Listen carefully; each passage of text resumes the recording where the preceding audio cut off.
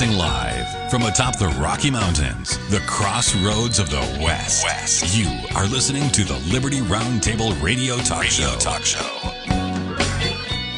Back with you live. That means incredible hard-hitting TV and radio at your fingertips. Ladies and gentlemen, spread the word, share the love, would you please? This is the broadcast for October the 30th in the year of our Lord 2025. That means what? Halloween tomorrow night? I'm not a Halloween guy. I don't really like Halloween. I don't like the idea that we focus on the dead, negative, witches, warlocks, all kinds of weird. It's just weird, folks. For the most part, it's anti-Christian. However, I do support turning it into a good, positive day celebrating the resurrection of Jesus Christ. There's no doubt I do that because, after all, we follow the Prince of Peace. This is Liberty RoundTable Live, which means God, family, country. Protecting life, liberty, and property. That's the center, the focus of what we're talking about. Let's go back to the hurricane. It was a horrible hurricane, ladies and gentlemen. I mean, it was disastrous to the people that are suffering. It's hard to even know where they're suffering because they're suffering in what, Cuba now? They've suffered in where it got hit first. What's that? Jamaica. It's horrible in Jamaica. Massive devastation. Hurricane Melissa, just absolutely disastrous, folks. Category 5, 185 mile an hour winds that just decimated Jamaica. Lots of people dead. Check out this video from CNN. We'll talk about it a little bit more. We need to focus on solutions, people, not just the devastation. Here it is.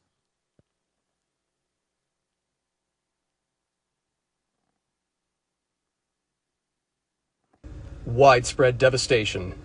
After the deadly Category 5 Hurricane Melissa, one of the strongest Atlantic hurricanes on record, whipped through Jamaica Tuesday, leaving behind a path of destruction, most of the island without power.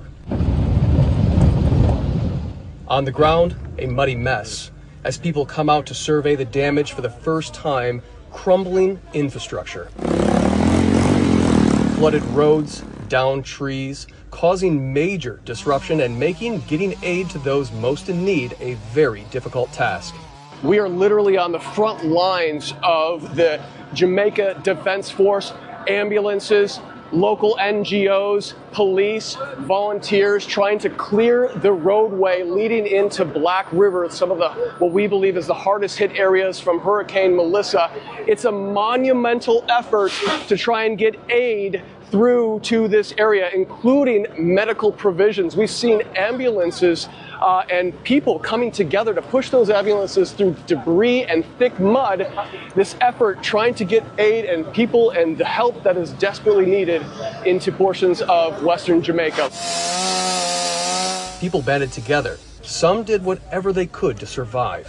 I had to climb over a house, a wall, just to get shelter in another person's home, just so that I didn't drown to death with my child. Jamaicans also can't get a break from the heat.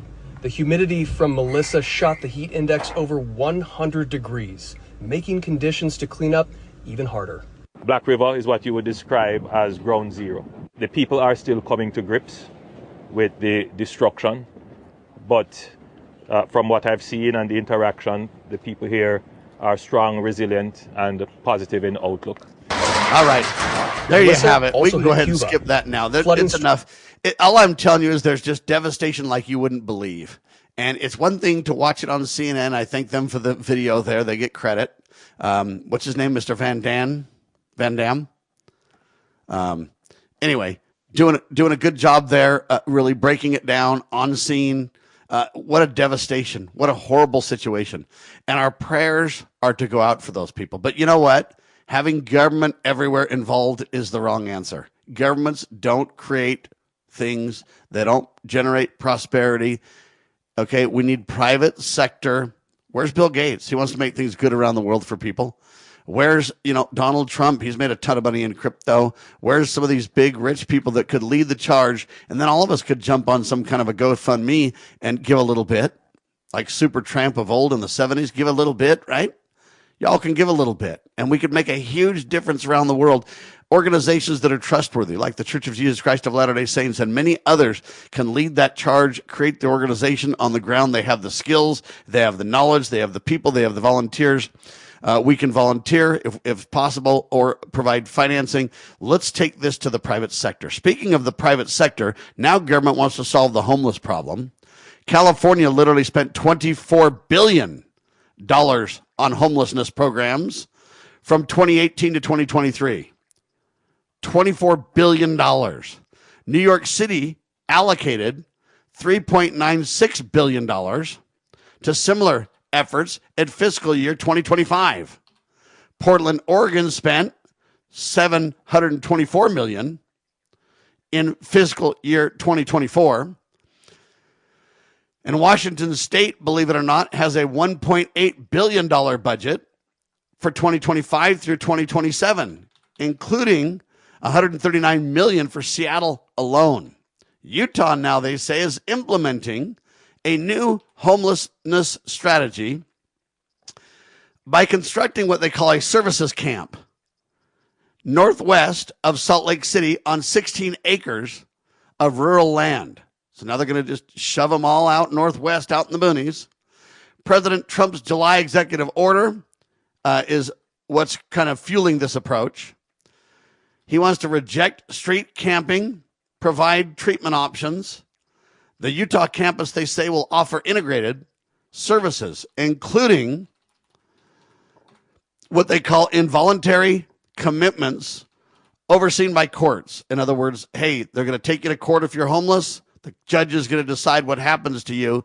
It's called involuntary commitments overseen by courts. It'll cost, they say, $75 million to build with an annual operational expense of $30 million annually. Now, I kind of wonder this, and maybe one of my producers can look this up for me. I don't know. But how many homeless people are in the state of Utah or in Salt Lake City? If it costs $30 million to run, it's pretty easy. You just say, hey, how many people would be going to this camp? And then you would basically, divide $30 million by that and say, okay, let's just say we take a one-time hit by the private sector to build this thing for $75 million. Let the private sector build it, get the government out of it, fine. If the federal government wants to donate some land, since they have manipulated and dishonestly controlled so much of the land in the great state of Utah, get some of the land back for this, fine. Building it one time, they can raise money. How many? 1,215,000? No, wait, what? 215,000 homeless people? Oh, that's the population of Salt Lake City. Okay. Yeah. So I was going to say, I don't know that we've got that many on the whole nation. Anyway, all I'm saying is this is a bad idea, folks. There's a lot of people criticizing this, saying, what's going on? $75 million to build it. That's one thing. $30 million a year to run it. To me, that number is off the charts. That number is so expensive. $30 million. All right, in January, there's like 4,500. That's in the middle of winter. There's like 4,500, right? So if you take $30 million, right? $30 million divided by 4,500 people, it's $6,000 per person per year. That's $500 a month. I don't know that that's really the wisest plan, because that's just to run the facility. If you're going to get them in treatment programs and all this kind of stuff, it's going to cost more money than that, I'm sure. So I don't know. I look at this and I think it's ill-advised. And the problem, let me explain the problem, because you got to always highlight what the real problem is. You got to put your finger on the problem and nail the problem before you can talk about a fix. Otherwise, you've got kind of a downstream issue or not really the problem to deal with, right? And government's not the answer when it comes to these hurricanes or national disasters or international issues, or the people are suffering around the world. That's right. But let's talk about Christianity.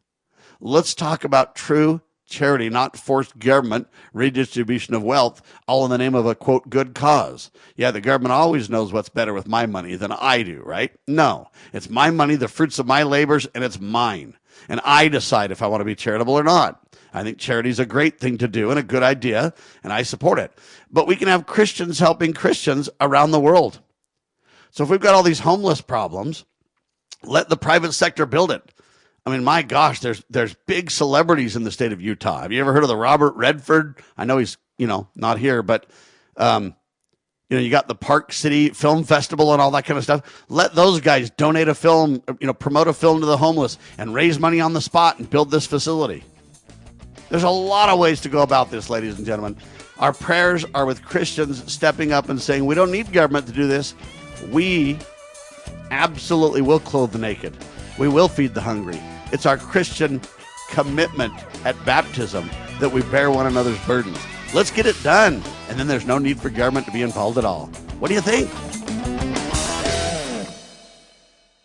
Attention collectors and savvy investors. We are excited to announce a momentous evolution in our journey. Introducing Free Water Coin Company, formerly known as Rust Coin and Gift. This rebranding takes us back to the very roots of where it all began. Free Water, Oregon. It's a tribute to the legacy of Al Rust and a celebration of 3 generations of dedication to excellence in the world of coins and precious gifts. Al, Brian, and Jake Rust standing strong through 64 years of service. Discover a world of exceptional service at Free Water Coin Company, your premier destination for genuine, honest money and precious gifts. Under Brian's expert guidance, Free Water Coin Company, building on the legacy of Rust Coin and Gift, continues its tradition of trust and excellence. Visit us at our Provo, Utah location. Explore our treasures online at freewatercoinco.com or call us at 801-377-1574. Free Water Coin Company, where your future is built one honest coin at a time.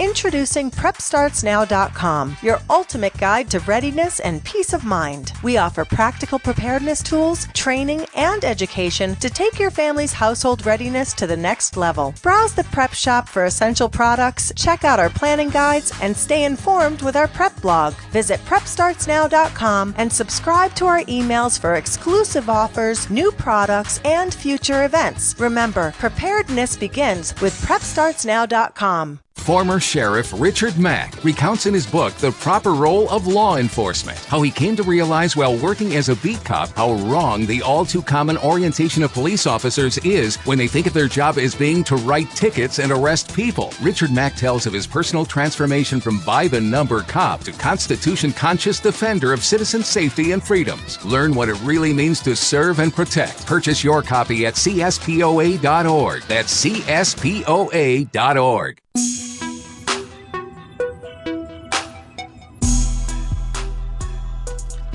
All right, back with you live, ladies and gentlemen. We're talking about 2 kind of simultaneous topics, if you will. The first one is the hurricane that took place, Hurricane Melissa. Just devastation everywhere. Our prayers are with the people in Jamaica and Cuba. And all I can say is we need to have Christians step up. Maybe Bill Gates. Isn't he a great Christian? Maybe we can get, what's that Post Malone, I think is his name. What if he gets together with Taylor Swift and they hold a concert? And then they donate the proceeds to the, folks. And you can get a bunch of rock stars and celebrities. And, just imagine if you got Kim Kardashian and Taylor Swift and Post Malone and Morgan Wallen. And, I can keep going, right? Selena Gomez. And you just said, look, we're going to just cross partisan lines. We're going to just jettison this division that we've got going on over politics in every way possible. We're going to help the people of Jamaica. We're going to help the people of Cuba. I know that we don't agree with the Cubans. They're communist, and I get it. But they still need help, and they need love, and they need leadership and kindness. Just imagine if President Trump said, hey, I'm going to take a bunch of my crypto and put in a couple of $100 million of my own. Who's going to match me? Hey, Elon, are you in, buddy? Hey, and reach out to these people. And then put a GoFundMe and say, look, all these celebrities, all these famous people, all these people that have big money are putting their money in. But America, Britain, Scotland, Norway, Iran, maybe the Iranians can help. What do you think? How about Russia? What if you talked to Vladimir Putin and said, hey, can you help? We've got this massive devastation in Jamaica, and can you help? And what if it could be a worldwide uniting effort? We can supposedly join together over sports, right? Like the Olympics, and we can set aside all of our differences for the Olympics, with rare exception. Sometimes in wartime or whatever else, people have rioted and jettisoned. But if we can get together for like sports, can't we get together for a cause? A Christian cause such as this? To feed the naked, to clothe the... I'm sorry. Wow. Yeah, you got to feed the naked too, I guess. Yeah, feed the naked and the clothed. Just saying. Clothe the naked, feed the hungry. Anybody who's hungry, feed them whether they're naked or not, okay? Anyway, sorry about that. I'm just saying sometimes my tongue gets ahead of myself, right? It happens to everybody, even talk show hosts, just so you know. Now, other people post-edit all that out, and they want you to believe that they never make mistakes like that. But I'm just human and real, and I'm one of you. I just happen to like to talk, and I love to talk about the news. And I love to look at the news and bring fresh perspectives to stories, right? I love to bring perspectives. So like Sam Bushman, when we see this story about the hurricanes, who's proposing what I'm proposing? I'll even put in a little bit of money. I don't have a lot of money to put in. I don't make a lot of money. But I will help and I will do my part. And especially in Utah, my home state, hey, you know what? I don't want to spend big money on the homeless. Okay? I want to find ways to take care of this long term in the private sector. And if you really want to get a handle on homelessness, that's the best local way to get it done. Do it on the local level. When it comes to the situation where it's the hurricane or the homeless, private sector Christian love is the answer. All right? Anyway, just thought I'd bring that to your attention. All right, Heath Perkins back with me, freewatercoinco.com. Welcome back, sir. Hi, Heath. All right. Well, we get Heath back, though. So many things have been going on in the news. I mentioned this homeless issue because it's a Salt Lake City issue, and they're starting to spend money and talking about Donald Trump's initiative in July. I bring up the hurricane because it's on everybody's minds. It's a horrible devastation, and our prayers are with those people. But I also really want to highlight private sector solutions are most of the time the answer. Most of the time, the solution. And I think oftentimes we just forget that. We don't really realize that. But think about how much money California spent, $24 billion. New York City, $3.96 billion. The state of Washington, $1.8 billion. I mean, you're talking about billions and billions and billions of dollars into the homeless situation. I think it's a serious issue. But some of these people don't want a home. Some of those people are doing actually quite well. And you say, Sam, how dare you bring this up? I'm going to bring it up because there's really a homeless problem and there's real need out there. That's beyond debate. But there are also slime balls who take advantage of this situation. I remember I one time bought a lady a Chinese dinner because we were going into a Chinese restaurant and she was begging for money outside of the Chinese restaurant. So I said, well, if you're really hungry like you say you are, I'll bring you into the restaurant and buy you a plate. Come on in. So she came in and I got her a plate of food. She ordered what she wanted and we sat down and talked to her for a little bit, ate our food. She picked at her food, didn't do much. And then we left. And I said, well, hey, have a nice day. We literally went outside. All my family got in the car, but me and one of my sons looked through the window and kind of spied on her a little bit. The second we left, she grabbed the plate, threw it in the trash, and bailed out the back door. She didn't even really eat the food. Okay, I don't believe she's hungry. You don't throw away a whole Chinese plate if you're hungry, full of food. Okay, I think she wanted drug money. Another guy that I basically talked to wanted money for a bus fare. He's got to get back to his daughter, and his daughter's, suffering because his wife or his ex something, and he wanted money. I told him, I'll walk you to the bus station and buy you a ticket. He said, oh, no, I don't have time to. What do you mean you don't have time to walk to the bus station? Anyway, bottom line is he wasn't serious. He wanted drug money. So we need to work on this problem. But what you don't do is give people money on the street and encourage them. That's what you don't do. Because when you do that, you don't know where the money's going. You might be fueling a drug habit. You might be fueling who knows what. But there's scammers on the streets, and I think people make a lot of money at it. I have a lot more respect for the ones that play on the street their instruments in big cities. At least they're trying to do something to work. Now, whether you think the work's justified or not, you can freely donate or not to it, but at least they're trying to do something as opposed to nothing. They're trying to share their skills with the world, etc. I mean, and all I can say is that brings us to the heart of the next story. Donald Trump and company are going to let SNAP shut down. That's the food assistance program. And they say a couple of million people will be without food, up to 42 million. I know I said a couple of million up to 42. That's on purpose. We don't really know the real number of people that will actually be out of food. Just because 42 million receive food from this program, how much can the 50 republics step up to dealing with their own citizens on a much more local basis? Because I believe local assistance, local support, local help is the way to go. We don't need Washington, D.C., 2,000 miles away to be working on these problems. We can, as Christians, take it on ourselves and use food banks. And the states can help. How much can the states fill in? How much can neighbors and Christians fill in? How much money could we raise from some of these celebrities and rich people, as I pointed to, that could take care of the food problem? You got a food problem, a starvation problem in America, supposedly. You've got that in some of these countries where they've been hit by hurricanes. You've got that with the homeless. How many of the homeless people are getting SNAP? Or do you have to have a home to get SNAP, huh? Just kind of wondering. And so you look at this thing, and I really understand that it's a problem. But I also understand we don't want to get scammed. So as I was saying, I think the best way that we can resolve a lot of this is work through organizations that truly provide real support. On the boots on the ground, hey, is this person really needing food? Or when they get money, do they spend it on video games, colored TVs, cigarettes, alcohol? And hey, the government provides food, so they have their extra money to spend on everything else. If you take away their food stamps, then they might not buy alcohol and cigarettes and whatever and actually buy food with it. Right? We really need to be on the ground and have people who can really care. But you don't want the government doing that. That becomes Big Brother and spy-like. So why not have good Christians minister to their neighbors? Why not have local food banks and cities and towns and counties and even states come to the table and solve these problems?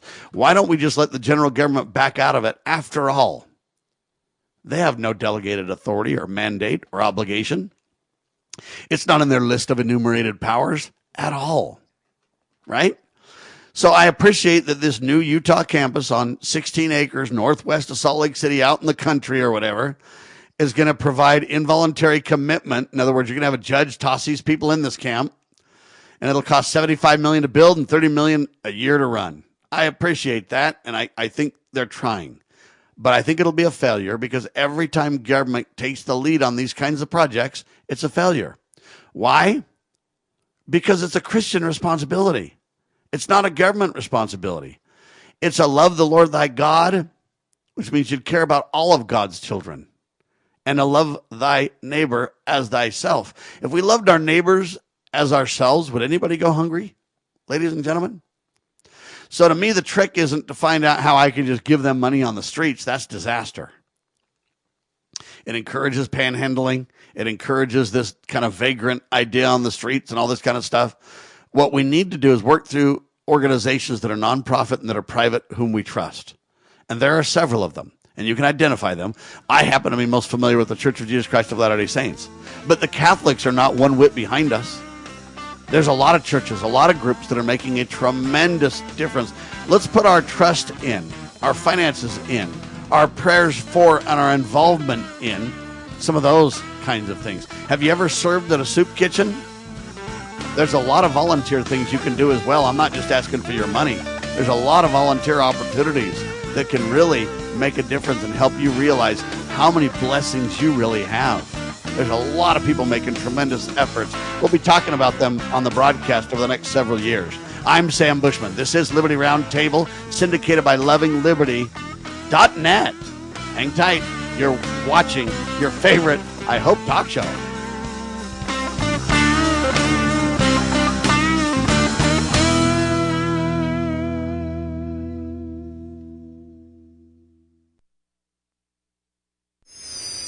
How would you like to help this program reach more people and earn silver at the same time? Call or text 801-669-2211 for complete details.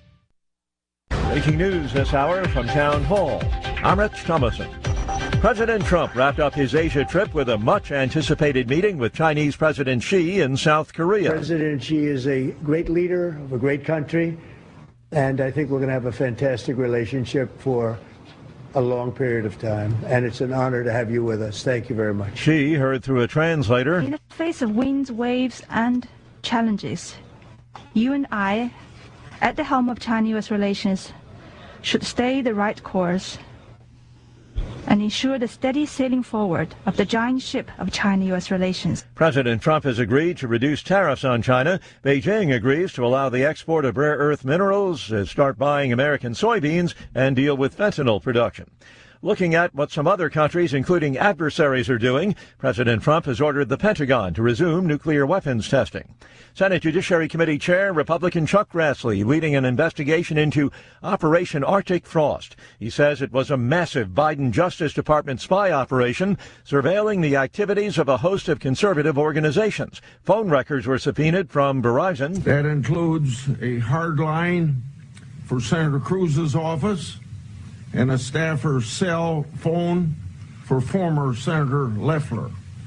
AT&T informed me they challenged the legal basis for Jack Smith's efforts, and Smith backed down. Some conservative commentators say the alleged wrongdoing exceeds by far that of Watergate.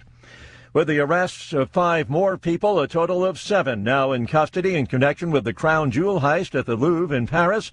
The gems have not been recovered. Watching Wall Street, the Dow is up 212 points, the Nasdaq 120 points lower. More on these stories, townhall.com.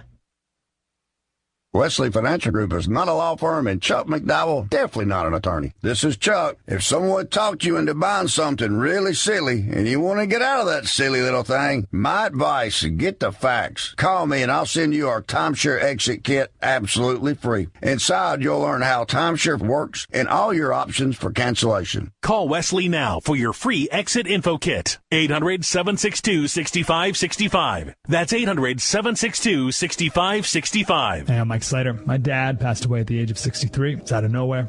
Had a stroke. Super hard, obviously, for the whole family, but my dad had life insurance. This is why I have life insurance for my family, for my wife and 4 kids. And the best place to get life insurance is ethos.com, because you can do it in 10 minutes. And there's no medical exam and no blood test, just a few health questions. Get life insurance in 10 minutes so your family is protected. Ethos, E-T-H-O-S, ethos.com/Mike. Get ready to be part of something incredible. We're breaking barriers and delivering the powerful stories that mainstream media won't touch. Your support is what fuels our mission to revolutionize journalism and bring you the truth. Join our passionate community of changemakers by donating at libertynewsradio.com today. Together, we're creating the future of news. Do you know what is great about America? Ask an Immigrant. Ask an Immigrant is a new podcast dedicated to helping Americans, especially our youth, value, appreciate, and be grateful for the freedoms we have here in America. Join host Lydia Wallace-Nuttall as she interviews immigrants from around the world to discover their inspiring personal stories about why they came to America. To learn more about why America is the most prosperous, greatest country in the world, download the Loving Liberty app or go to lovingliberty.net. You know where the solution can be found, Mr. President? In churches, in wedding chapels, in maternity wards across the country and around the world. More babies will mean forward-looking adults, the sort we need to tackle long-term, large-scale problems. American babies in particular are likely going to be wealthier, better educated, and more conservation-minded than children raised in still industrializing countries. As economist Tyler Cowen recently wrote, quote, "By having more children, you're making your nation more populous, thus boosting its capacity to solve climate change. The planet does not need for us to think globally and act locally so much as it needs us to think family and act personally. The solution to so many of our problems at all times and in all places is to fall in love, get married, and have some kids.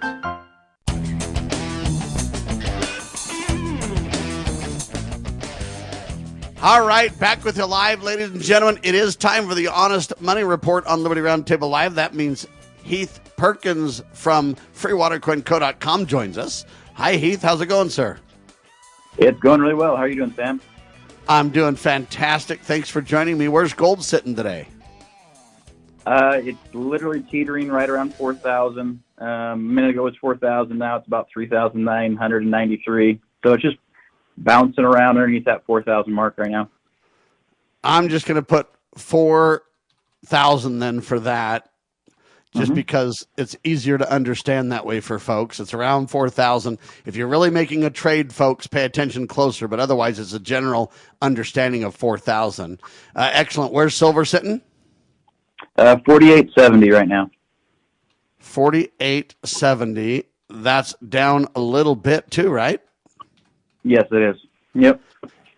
And the reason it's down, as far as I can tell, ladies and gentlemen, is because the interest rate, the Federal Reserve lowered the interest rate by a 0.25 percentage point on Wednesday, marking the second cut this year, Heath. What do you say to that? It's a struggle because these interest rates are what's helping reduce the amount of inflation. Them going up, pulling the money out of the market because too much money was dumped into the market when Trump had the whole COVID thing and started giving out $600 to everyone and then an extra $600 to everyone's unemployment. That extra money that's out there in the markets, these higher interest rates are pulling that out of it to reduce the amount of inflation we're seeing on day-to-day goods. So it's kind of a catch-22. You want to see the lower interest rates for people to get into homes and to get into things that would help them, but also you kind of get cut on that because you're going to start seeing more inflation because you start seeing these interest rates drop. Now, it's interesting. They talk about the decision occurred during the 5th week of the government shutdown, and they say that has halted the collection of analysis and reporting. Economic reporting by the Labor Statistics Department, all these kind of groups, they say that's really making it hard. So Jerome Powell suggested that the shutdown introduces, quote, high uncertainty that could influence the December rate decision. So it's not a foregone conclusion that they'll drop rates again in December. Investors are expecting about a 2/3 chance of a rate cut in December, by the way. And additionally, the Fed announced, and this is to Heath's point, the Fed announced it would stop shrinking its balance sheet, valued at $6.6 trillion. They say they'll be investing in treasury bills instead. This is where your point is right. We want interest rates lower right now because, hey, if people need to buy a home, etc., otherwise the next generation is locked out of buying homes, etc. But it's the government moral hazard. This is the problem you're speaking of, Heath, where what do you mean by they have this $6.6 trillion balance sheet? It's like, what the heck does that even mean, right? But what it means is they've meddled in the market in so many ways, it's endless of the triggers they can pull, the buttons they can push. I mean, is that a good summary? Yeah, no, very much so. For instance, I've been waiting for, back in 2017, I was following, because I got my degree in economics, I was following the ins and outs of the housing market, and there should have been a correction in the housing market back in October of 2018, but then the Federal Reserve stepped in and did the repo. So they just started buying all the bad assets off the bank's books, and so you never saw these foreclosures, these bank-owned repos. None of that ever hit the market to correct the pricing for houses. And since 2018, we've just seen everything continue to go up. And this was in October of 2018 when that started. But I was looking for that housing correction, which should have happened, but the Fed pulled the plug on it, or pulled the rug out from underneath that, and they didn't want us to experience that pain, which is, it's kind of like that's the government's MO, where they just want to continue not having us experience pain so that we have a lot larger amount of pain down the road. And that's what they're doing. It's not beneficial to any of us when the Fed can literally digitize money and buy real assets with it. And all they're doing is putting into like a bank's account that they have with the Fed. So let's say Bank of America, has a $100 billion of bad assets on its books, and the Fed decides to buy that $100 billion. Well, the Fed buys it. They're not going to pay, anywhere near face value for it. They're going to pay about 25 cents to 40 cents on the dollar. But then Bank of America, with that $100 billion sitting in there, can now lend out 9 times that. They can lend out $900 billion in new loans. So, but that doesn't cause inflation because it's debt they're creating. They're not creating more money. They're just creating more debt obligations out there. And so it's a really bad scenario when the Fed is picking up assets, real assets, with a digitized number they just put in someone's bank account that they have with them. Some of their assets, Heath, are the securities. This includes U.S. Treasury securities, bills, notes, bonds, and they say mortgage-backed securities, derivatives, etc. Loans, the Fed sometimes gives loans out to banks. They call that as part of their assets. Gold and special drawing rights, they say that's part of their assets. Now, here's their liabilities, and I find that it's interesting.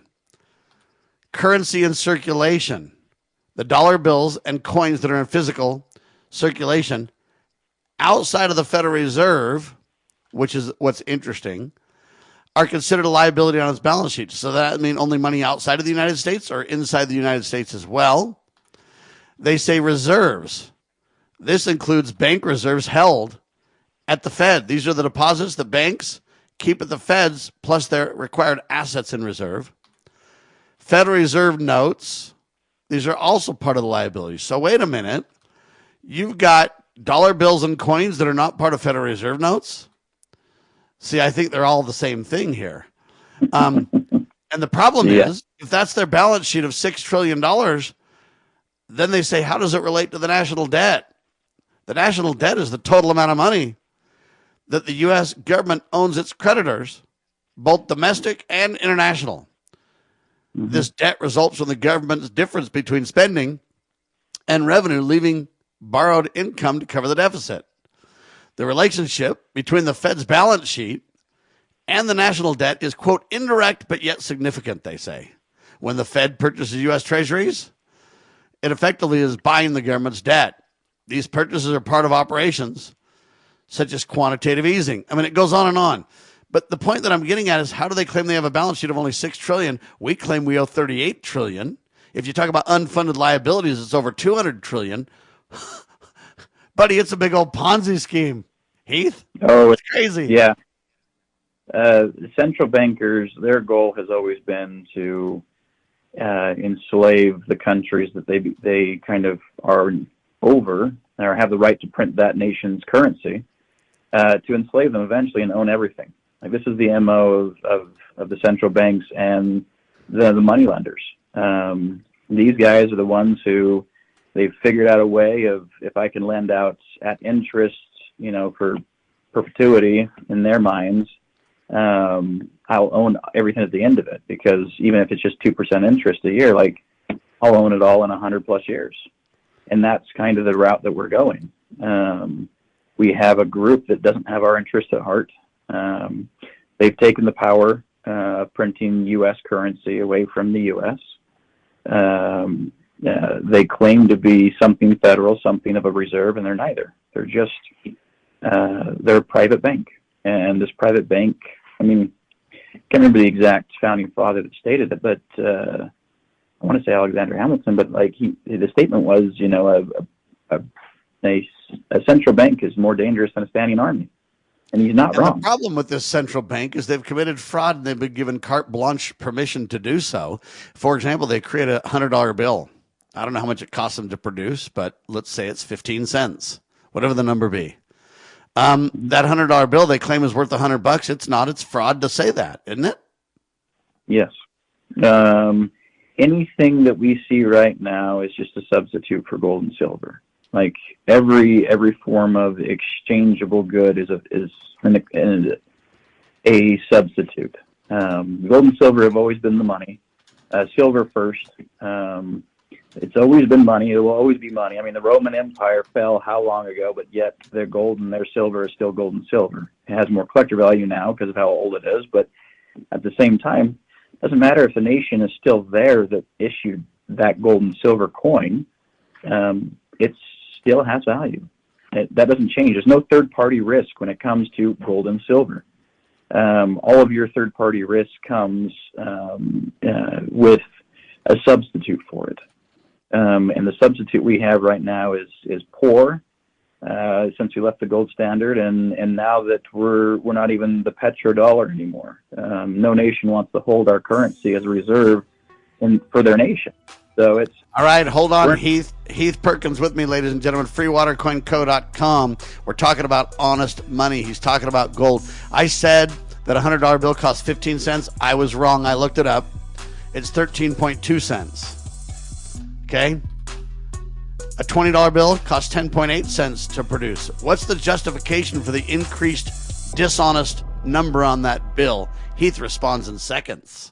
In the medical field, IT security is crucial. Our highly skilled consultants are HIPAA certified and have 20 plus years of experience servicing medical clinics, billing, and supply companies. We offer comprehensive endpoint protection, guarding your computers and servers against all stages of threats. And with our 24/7 monitoring services, you'll never worry about extensive downtime again. Ready to level up your IT support? Call 801-706-6980 today and discover how great IT services can be with managed IT services. Experience the untamed spirit of the American West with Range Magazine. Each issue is a visual journey featuring award-winning photography and compelling stories that capture the heart of ranching and rural life. Stay informed on the challenges and triumphs of those who live and work on the land. Subscribe today and receive quarterly editions delivered to your doorstep, and join a community that cherishes the enduring legacy of the Western frontier. Visit rangemagazine.com to subscribe. The Foundation for Moral Law is a nonprofit legal foundation committed to protecting our unalienable right to publicly acknowledge God. The Foundation for Moral Law exists to restore the knowledge of God in law and government, and to acknowledge and defend the truth that man is endowed with rights not by our fellow man, but by God. The Foundation maintains a twofold focus. First, litigation within state and federal courts. Second, education, conducting seminars to teach the necessity and importance of acknowledging God in law and government. How can you help? Please make a tax-deductible contribution, allowing Foundation attorneys to continue the fight. You may also purchase various Foundation products as well at morallaw.org. Located in Montgomery, Alabama, the Foundation for Moral Law is a nonprofit, tax-exempt 501c3 founded by Judge Roy Moore. Please partner with us to achieve this important mission. morallaw.org.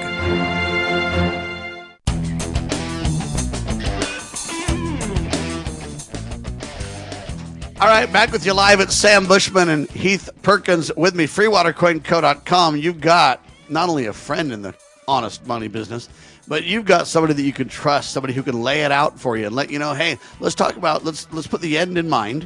What do you want to accomplish? What are your goals? And then they can back you into achieving those goals at freewatercoinco.com. Doing a phenomenal job. Heath, I said right before the break, hey, costs about 13.2 cents to make a $100 bill. 10 point something cents to create a $20 bill. It costs about 5.4 cents to create a $1 bill. I'm just kind of asking, what gives them the authority to commit fraud?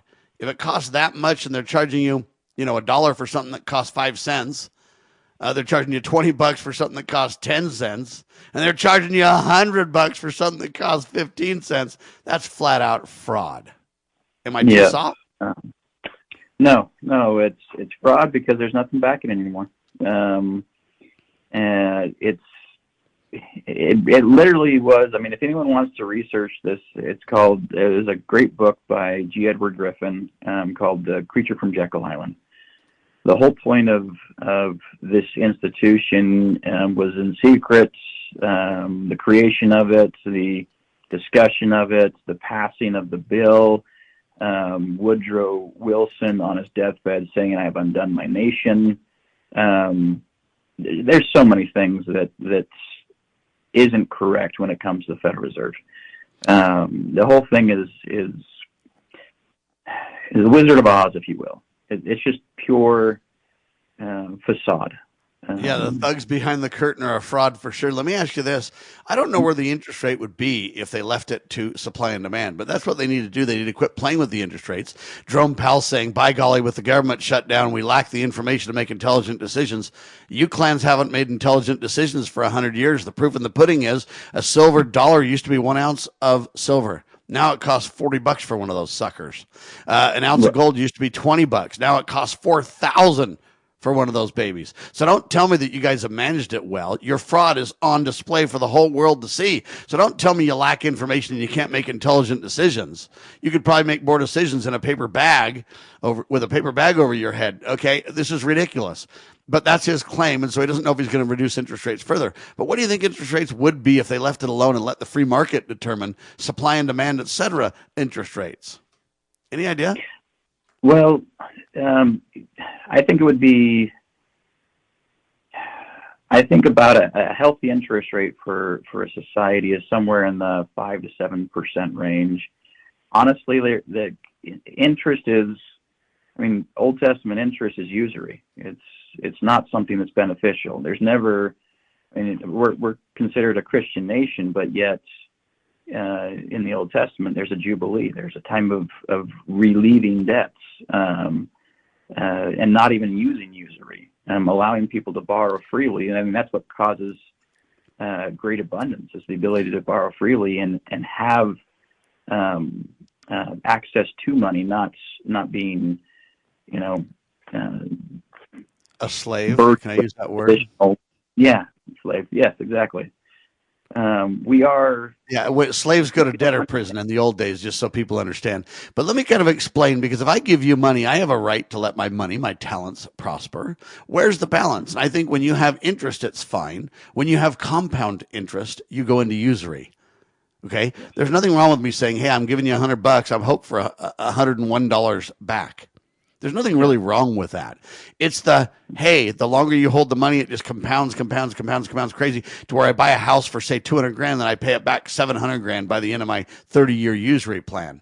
Okay, there's a big difference in debt or interest that just exists. You know what it is going in. It doesn't get progressive or abusive. Taxes aren't bad. It's the progressive direct nature. Okay, well, interest is the same. There's nothing wrong with a little bit of interest on something. If you know going in, I'm going to give you $1,000, Heath, to get you to the next payday, and you're going to pay me back $1,000 and $5. $5 is what I'm charging you to give you this money. It's reasonable. It's okay. No big deal. It's when it compounds that it's just out of control and abuse. It never sleeps. It's okay. And that's really kind of the fundamental breakdown people need to understand. I think you're right about 5 to 7% would be the interest rate. But here's the thing people need to know. If you really had the interest rate with supply and demand, and people really lent their own money, we didn't just depend on the government single source monopoly money, so to speak, because they have a monopoly on money, everybody could lend money, and everybody who had assets could lend. And what would start to happen is you would give people would lend for less, but everything would cost less, because we would basically be on an honest money standard. Your house wouldn't cost $600,000, Heath. Your house might cost $50,000 or $20,000. Because it would be asset based, not debt interest based. We've had interest for the last 100 years that has ratcheted up everything. Interest eventually matches inflation at some point, right? Yeah, I mean, when interest has the potential for exponential growth, that's when you've been bamboozled. Like, you don't have the ability to get out of some of those fees and debts and everything else with that kind of interest. It's simple interest that we need to go back to. Honest interest. It's like, this is the fee and this is what the fee will be. People don't understand, like, a mortgage literally means in Latin death grip. I mean, it wasn't designed for our benefit. It was designed for banks to be able to lend out larger quantities of money. Before World War II, a lot of people had family land, and they would build in the family land, and this uncle knew plumbing, this uncle knew electrical, and they would all work together and build things. I mean, the Amish still do that. Every married couple newly married couple, the community comes together and builds them a home. They never start out with debt. like we have. I mean, they don't have these death grip mortgages. And now not only do you have the compounding interest, but then what we do is we create zoning and guidelines and rules, and all those guidelines and rules and zoning ratchets up the cost of home. You can't even buy a good lot in Utah now for under a couple $100,000 hardly. That's not even a house, Heath. No. Yeah, it's just the raw land. I'm looking at raw land right now personally, and you're easily a couple hundred thousand if you're if you're in the valleys, the Wasatch Front area, you're paying far more than that, and you're buying quarter acre for $300,000 in like an Orem Provo area, which is ridiculous. So yeah, everything's kind of gotten out of whack due to funny money. I mean, the $20 gold piece is 1 ounce. Like you said, that's $4,000 today. That shows you how far away from real money we've come. We don't get it. Our society does not understand the true nature of money, and that's part of the deception. That's part of the Wizard of Oz trick. He has to hide, in a sense, but kind of in plain view for those who want to find it. But he has to hide because no one really questions the system they were born into until they start realizing there might be something better and a different option, and then they start looking into it and realizing, okay, yeah, we were born into a system of slavery. We were born into a system that's would take from the U.S. and eventually own the U.S. And all the assets the U.S. has. So, to quote Ezra Taft Benson, former Secretary of Agriculture, he says, one day the younger generation will realize they've been played for suckers and call a halt to the con game. And he was specifically talking about Social Security at the time, but it does illustrate the point. 75% of our debt is interest, compound interest, I might add, and entitlement, government, rob money from Peter to pay Paul, Ponzi schemes. That's where most of our debt is. But the good news to end the hour, Heath, is Trump announced a reduction in tariffs on China from 57% to 47% after meeting with Chinese leader Xiao Jinping, or whatever his name is. Trump expressed high satisfaction with the meeting, rating it a 12 on a scale of 0 to 10. It was a 12. It was that good, Heath. And the decision, they say, lowers tariffs that were increased earlier this year due to China's involvement in the fentanyl trade, drug trade, if you will. And the revised tariffs include a reduction from 20% to 10% for penalties imposed because of the fentanyl production and the chemicals involved. So China says we'll send less of those chemicals.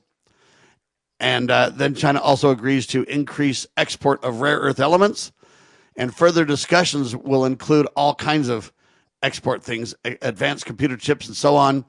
And then Trump anticipates a potential trade deal signed with China soon. He plans to visit China in April and says the Chinese leaders will visit the United States shortly after that.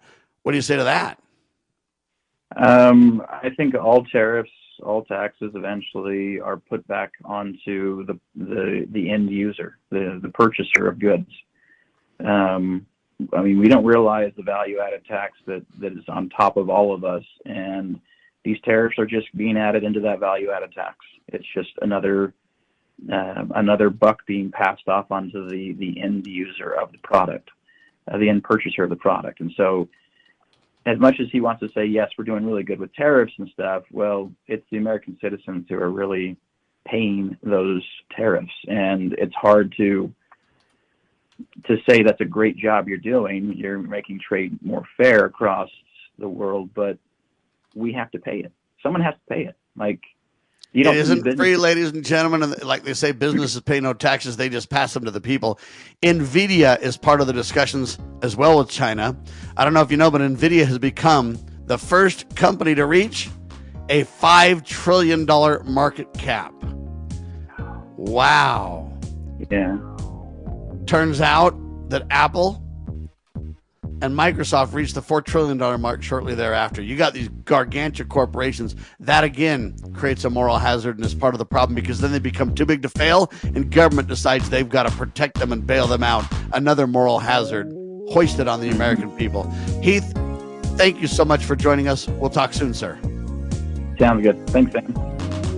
There you have it, ladies and gentlemen. Heath Perkins doing a phenomenal job for freewatercoinco.com. You got an honest buddy when it comes to honest money. FreeWaterCoinCo.com. We're syndicated by LovingLiberty.net. Spread the word, share the love, and God save the Republic of the United States of America.